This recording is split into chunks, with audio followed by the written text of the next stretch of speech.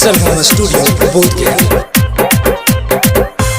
बारह चट्टी सहलाई बढ़निया बन जो तू मोरा रानिया गे। बारह चट्टी सहलाई बढ़निया बन जो तू मोरा रानिया गे।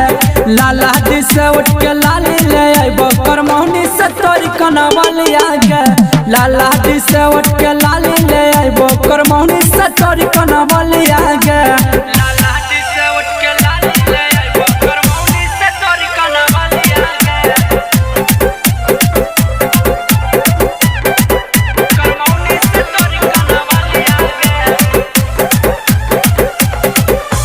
गाया जिला सहलाई बहु सोनावा के हारावा गे।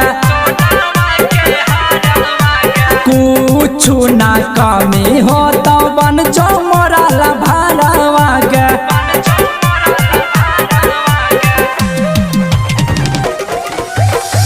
गाया जिला सहलाई बहु सोनावा के हारावा गे।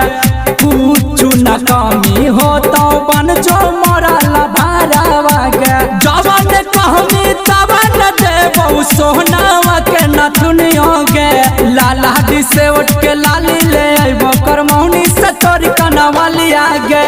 लाला दी से उठ के लाली ले आइबो करमौनी से तोरी कनवलिया गे।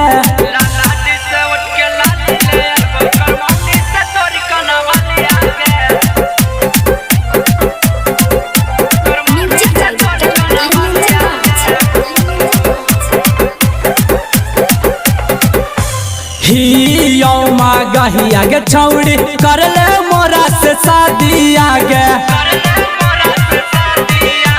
खिला तो जवानी जाबा लागा तो हारा दिया गे।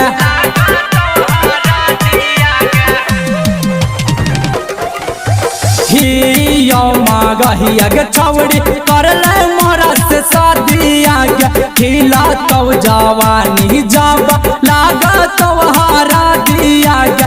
कहो निरंजन निराला सौरभ मानी ले सिंपी तू बतिया गे। लाला दी से उठ के लाली ले आइबो करमौनी से तोरी कनवलिया गे। लाला दी से उठ के लाली ले आइबो करमौनी से तोरी कनवलिया गे। बारह चट्टी सहलाई बढ़निया बन जो तू मोरा रानिया गे। लाला दी से उठ के लाली ले आइबो करमौनी से तोरी कनवलिया गे।